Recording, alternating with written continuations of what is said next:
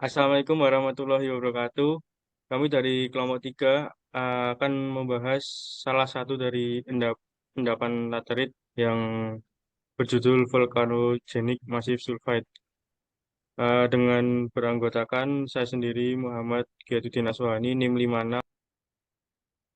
Saya Amelia Putri dengan NIM 018. Nadinta dengan NIM 094.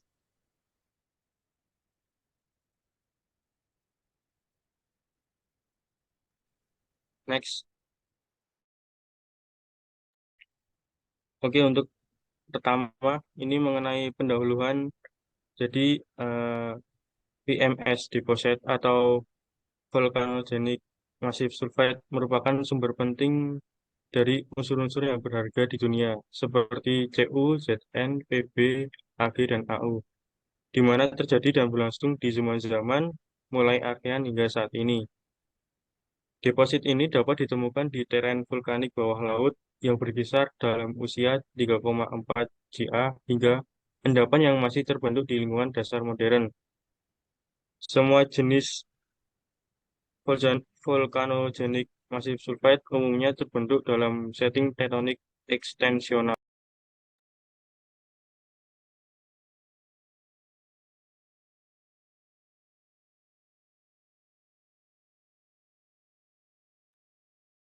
Next.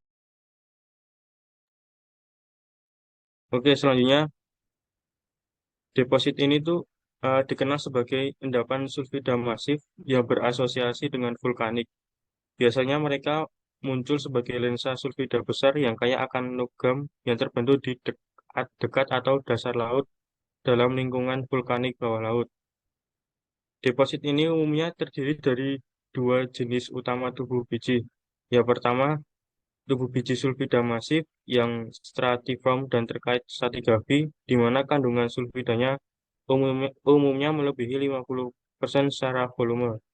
Dan yang kedua, zona biji stopwork atau dia vena atau silisiosa yang terdiri dari vena dan mineralisasi tersebar di batuan footwall dari tubuh biji sulfida. Biasanya lebih dari 90% logam berat dalam suatu endapan ditemukan dalam tubuh biji masif.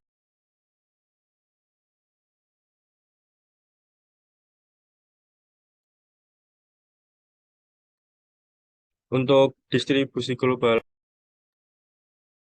deposit ini banyak ditemukan di negara Kanada dan sisanya tersebar di seluruh dunia.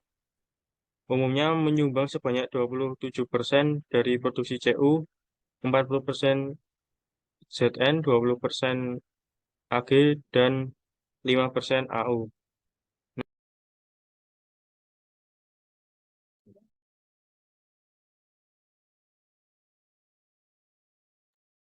Oke, jadi untuk tektonik settingnya sendiri ini dia dikenal mempunyai 12 tektonik setting. Itu ada berbagai macam tektonik setting seperti yang ada pada slide. Nah, ini dan karena dikenal sebagai 12 tektonik setting ini, jadi si Gibson 2007 itu uh, memutuskan bahwa endapan ini uh, terbentuk pada tektonik shifting ekstensional.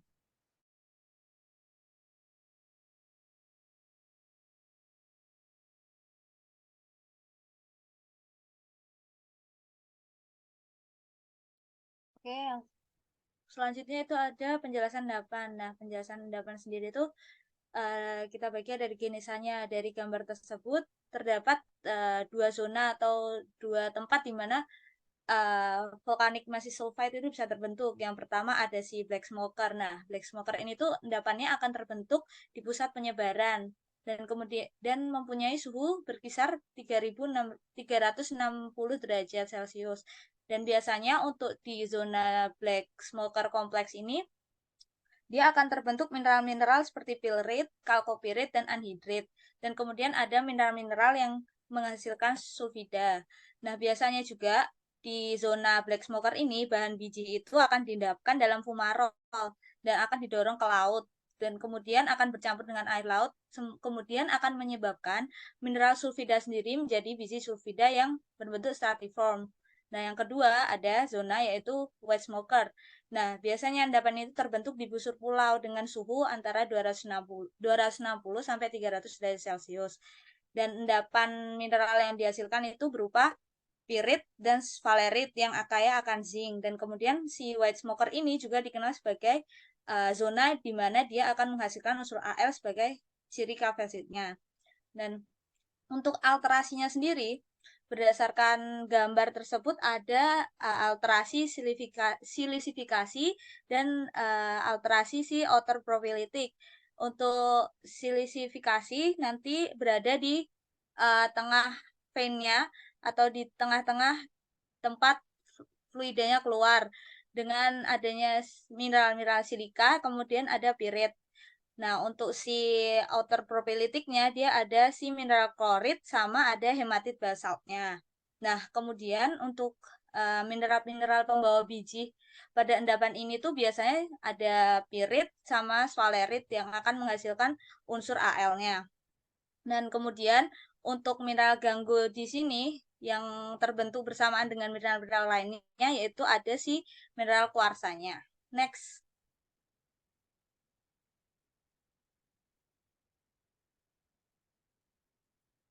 Nah, ini ada pembagian volcanic massive sulfide.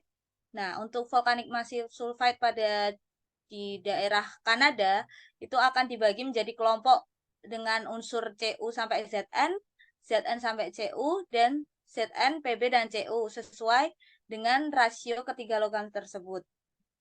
Lanjut.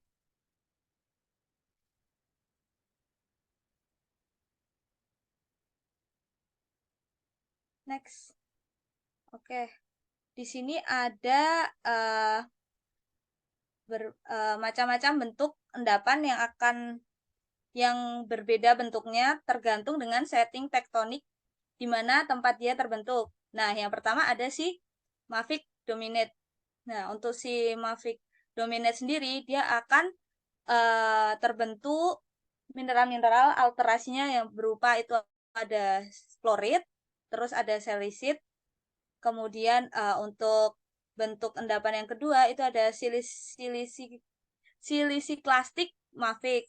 Nah, biasanya tuh dia akan terbentuk pada batuan-batuan serpih. Kemudian ada basalt silnya juga untuk si intrusinya. Nah, untuk yang ketiga itu ada si bentuk endapan pada daerah bimoidal mafic. Nah, untuk bimoidal mafic sendiri biasanya terbentuk pada batuan-batuan dengan jenis riolit.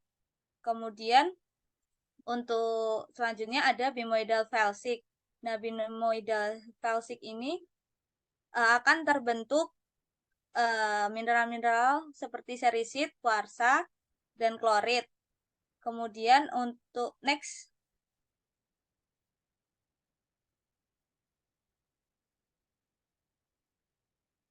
Nah, untuk selanjutnya itu ada di high sulfidation bimoidal felsic. Nah, di sini biasanya terbentuk adanya felsic lava dome, kemudian ada felsic plastik yang dia akan keluar di bawah batuan-batuan shell dengan si mineral pencirinya pada daerah ini tuh ada kuarsa, serisit, dan alkali silika. Kemudian ada pirit juga untuk zona si alterasi argiliknya. Untuk yang selanjutnya itu ada bentuk endapan dari siliciclastic felsic. Nah, untuk siliciclastic felsic ini dia dengan dia fluida akan keluar dari awal yaitu pada basement sedimen, kemudian dia akan terus-menerus ke atas ada vulkanik dan epiklastik, kemudian ada basalt dan berada di litologi shell. Lanjut, next.